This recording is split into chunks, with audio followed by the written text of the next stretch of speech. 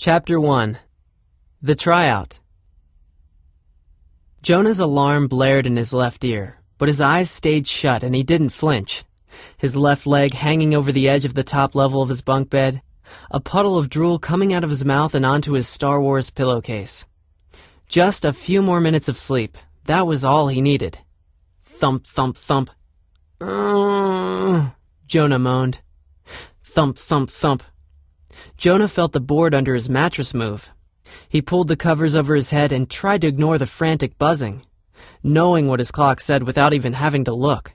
6:03 a.m., his least favorite time of the day. He'd slept horribly the last 3 nights, waking up each morning with the same fuzzy memory of a dream. Something about evil faces, howling wind, and angels. The bunk beds began to creak and shake, and he knew that Jeremiah was not going to leave him alone. Even though Jeremiah was only 7 years old, Jonah was 13, he was already catching up to his older brother in size. The bed bounced again, and from underneath the sheet, Jonah felt the warm breath of a face about 2 inches away from his. "Jonah!" Jeremiah said in a loud, raspy voice, his version of a whisper. Jonah didn't move. Jeremiah grabbed his older brother by the shoulders and shook. "Jonah, get up! It's time for school!" Jonah yanked the sheet down off his face. "Jeremiah," he said, tired and cranky.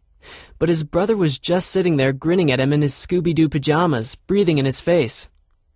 The bedroom door opened. "Boys," came a girl's voice, "it's time to get up. We're going to be late for school if you don't start moving, you know." Their 11-year-old sister, Eliza, stood across the hallway, teasing her hair into place in front of a mirror on the wall. She was lanky like their mother, and she frowned behind her wire-rimmed glasses at a wild curl that wouldn't stay in place. Jonah launched his pillow at her, which she saw coming out of the corner of her eye and avoided just in time. It smacked harmlessly against the wall. Jeremiah fell back in the bed, laughing. Jonah drew his head back under the sheet for 1 more minute and let his mind wander. Lately, Jonah's life had not gone as planned.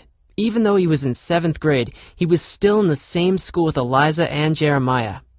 Granger Community School had recently expanded to include students all the way from kindergarten to 8th grade. So he was stuck walking the halls knowing total embarrassment could be waiting around any given corner. 2 weeks ago, Jonah was in the lunchroom when Jeremiah walked in and spotted him. He saw the wild look in his brother's eyes, which made him drop his cafeteria taco on his tray, splattering it all over his shirt, and murmur to himself in quiet humiliation, "Oh no." He knew what was coming. He just couldn't stop it. "Jonah!" His brother launched himself into a full-fledged sprint to come give him a bear hug. 2 tables, 8 lunch trays, and a very frightened Mrs. Clagmire were no match for his excitement, and they all went flying onto the floor. And then, just the other day, the principal made this announcement over the school intercom. "Congratulations to our very own 5th grader, Eliza Stone, for her recent accomplishments. She won 1st place in the science fair, the blue ribbon at the Mathletes regional competition for the academically advanced, and the gold medal for the local chapter of WizKid Computer Programmers International, all in the same week. Brilliant, Eliza. We at Granger Community School are privileged to have such a gifted student in our midst. Bravo." Since then, Zach Smellman and his bully buddies had taken every chance they could to remind him that his little sister was smarter than he was, which was funny coming from a group of guys still taking 3rd grade math. Jonah sighed loudly and finally forced himself to climb down from the top bunk. He pulled his clothes on quickly in the dark. Still half asleep, he staggered down the stairs, landing in a chair at the weathered wooden table beside Jeremiah, who was halfway through his bowl of frosted flakes. Eliza was already finished with breakfast and waiting by the door impatiently, her book bag strapped tightly to her back. "Mom, why did Jeremiah and I have to share a room?" Jonah's mom smiled at him sleepily, pushed the wispy blonde hair from her face, and planted a kiss on his forehead. Even in her rumpled bathrobe, Eleanor Stone was stunning. Tall with wide shoulders, hair pulled back in a ponytail, she commanded attention wherever she was. "Haven't we been through this before, dear?" she said, running her fingers through his thick black hair. "We only have 3 bedrooms, and Eliza's a girl. She needs a room to herself." Jonah sighed. He imagined what it would be like to have a room to himself, where none of his stuff got bothered and broken, where he could lock the door and play video games or read a comic book without being pestered. "What would you like for breakfast, hon?" "Cereal is fine," he said, snapping out of his fantasy. He shook the flakes into a chip green bowl while she poured milk from a plastic jug. "Where's Dad?" "He had a late meeting at the church last night, so he's sleeping in this morning." Jonah nodded, crunching on his cereal slowly. His dad was the pastor of All Souls United Methodist Church in Peacefield, and late-night meetings were a regular thing. "Don't forget your basketball shoes and shorts, dear," she said, using one hand to try to tame his mane of hair. "Tryouts are today, remember?" It was often easy for Jonah to forget things, like homework. He forgot to do 2 English assignments last week. Or chores. His parents had started attaching brightly colored notes to his tennis shoes and video games. But forget that basketball tryouts for the middle school boys team at Granger Community School were today? It was all he had thought about for weeks. True, he was a little shorter than most of the boys in his class, but he was fast. And he had been practicing in his driveway every single day for the last month. He was ready.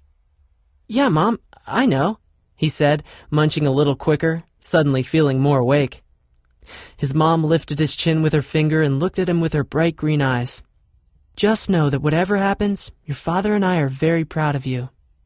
Jeremiah suddenly hopped up and wrapped his arms around Jonah's neck, tightly squeezing as he talked, so hard that Jonah coughed up some of his breakfast.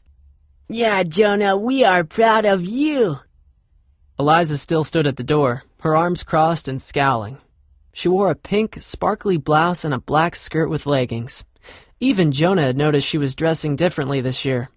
No more sweatpants and raggedy t-shirts. But she was still his little sister.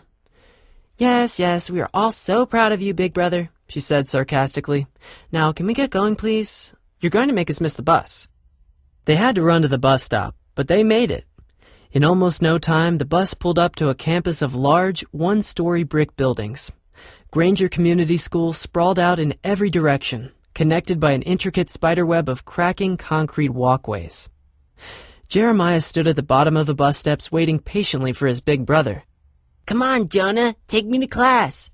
When school started, their mom made Jonah promise he would walk his brother to his class. But that was 4 weeks ago. "Shouldn't you know your way to your own room by now?" Jonah thought as he looked down at Jeremiah. Jonah sighed, knowing it wasn't worth the argument. "Fine, but I'm not holding your hand." He dropped his head a little lower as he walked beside his brother, who happened to be skipping. As a 7th grader, Jonah knew nothing good was going to come from people seeing him walk around every morning with a little kid wearing a Scooby-Doo backpack. Jonah dropped Jeremiah off at his classroom and then hurried to the 7th grade hallway, entering his first class just as the bell rang. "Nice kick, Stone. Been shopping at the Goodwill store again?" The boy sitting around Zach Smellman's desk snorted, and he grinned at Jonah with his arms folded. Gritting his teeth, Jonah reminded himself that the first day of basketball tryouts started this afternoon. Smellman was not going to get the best of him today. So he didn't let it bother him later that morning when he got back his science test and only scored a 78. He was not shaken when his math teacher gave the class 2 hours of extra homework. All he could think about was what was going to happen on the basketball court. Finally, mercifully, the clock struck 3. His stomach was doing somersaults, but he was ready. He knew it. With his gym clothes on and basketball shoes laced up, he took the floor with the other boys. 39 to be exact, going out for just 12 spots. He glanced at them nervously, sizing up the competition. Most of them seemed bigger and stronger than he was. Jonah grabbed a ball to warm up and started taking shots, trying not to let any bad thoughts seep into his brain. He began with free throws. He was really good at these. Clang, clang, clang. 3 in a row went bouncing off the rim. The 4th hammered off the backboard and didn't even touch the rim at all. At home, he would make 3 out of 4 at least. What was going on? Suddenly, his lunch felt like it was about to come up. Coach Martin Nelderbaum, or Coach Marty as he told everybody to call him, was the physical education instructor at the school. He said he had played basketball in high school, but Jonah couldn't see how. Coach Marty almost had the proportions of a basketball himself, with a huge belly that hung out from the bottom of his way too small gray gym shirt.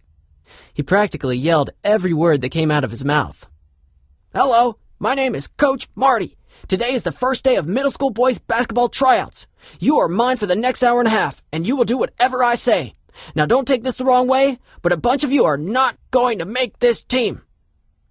He had to pause there to take a few breaths, exhausted already from his own scream-talking. "Try your hardest. I will be looking for the best 12 players on this floor. I want to see 100% effort from each of you." Jonah zoned out a little when Coach Marty went on like this for 10 more minutes, even though he was determined to pick up any last-minute pointers he could. Apparently, it looked like he would need them. Finally, Coach Marty instructed everybody to get in a line in front of the basket, and the tryouts were officially underway. No one tried harder than Jonah, but in the running drills, he was one of the last to finish the wind sprints. He missed 3 out of the 5 layups he attempted in the layup drill. His free throws bounced off the basket like there was an invisible cover on it. When he lined up to take 3-point shots, only 1 out of 4 even hit the rim. The rest totally missed the goal. One of them even hit Coach Marty in the stomach when he wasn't looking. He grunted, glared at Jonah, and tossed the ball to the next guy. Jonah watched as the coach stared at him with one eye while writing furiously on his clipboard. He swallowed hard. Was he writing something about him? It was a miserable tryout. He couldn't stay out of his own way. But Jonah reminded himself that at least there were 2 more days to prove himself. Coach Marty gathered the boys in the center of the court and yelled at them again. "Saw a lot of great stuff out there today, men. For the most part, you boys did great. Same time, same place tomorrow afternoon. Now hit the locker room." The tired boys were staggering away from mid-court when Coach Marty, still staring down at his clipboard, barked, "Stone, Jonah. A word with you, son." As the others left, Coach Marty put his arm around Jonah's shoulder and spoke in a slightly more normal volume for the first time that day. "Son," he said, sounding only a little less like the human bullhorn he was before, "do you play any other sports?" Jonah stared at him for a minute, not understanding the question. When he opened his mouth, all that came out was a sputter of words. "Well, not really. Basketball is my—" Coach Marty patted his shoulder and nodded sadly. "Listen, son, I've seen a lot of great basketball players in my day, and I can confidently say that after watching you practice today, basketball is not your sport."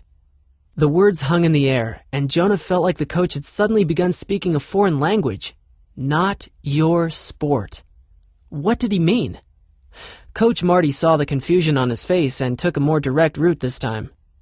"I don't think you need to come back tomorrow, Stone," the coach said gruffly. "I've seen enough. You're not going to make the team." He patted Jonah on the shoulder hard, twice. "Truth hurts sometimes, kid, but don't worry. There are plenty of other sports to play." Then, as if he had just had the greatest idea ever, he said, "Ever thought about badminton?" And with that, he walked off the court, leaving Jonah standing there alone, mouth hanging open. "Basketball is not your sport." The words started to sink in. "Ever thought about badminton? Not your sport." Jonah turned and walked slowly back into the locker room. All the boys were laughing loudly, bragging about all the shots they made in the tryout. Jonah shuffled quietly to his locker, grabbed his stuff, and made a beeline for the door. He just wanted to be invisible. He tore across the gym floor and pushed the metal double doors open, slamming one of them hard against the brick wall on the outside of the building. How could this happen? How could he have played so badly? And how could Coach Marty have asked him not to come back tomorrow? His legs began to move faster. He was not sure where he was running, but he just needed to go, to get away from everything, from the gym, the other guys, from everyone. Jonah found himself on the empty soccer field behind the school. He slowed down and began to catch his breath. Suddenly, the words his dad had said 1,000,000 times popped into his head. "If you're ever stuck, pray. Trust me, it will all work out." He sighed heavily as he brought himself to a halt and slipped his gym bag from his shoulder, standing in the middle of the field and leaning over with his hands on his knees. "God, it's Jonah," he said, and with that, the words began to erupt. "I know you are there, and I know you love me, but I don't know what to do. Things aren't great right now. I can't believe what just happened at the basketball tryout. I know I haven't been getting much sleep the past couple nights, but am I really that bad? Everyone thinks I'm a loser.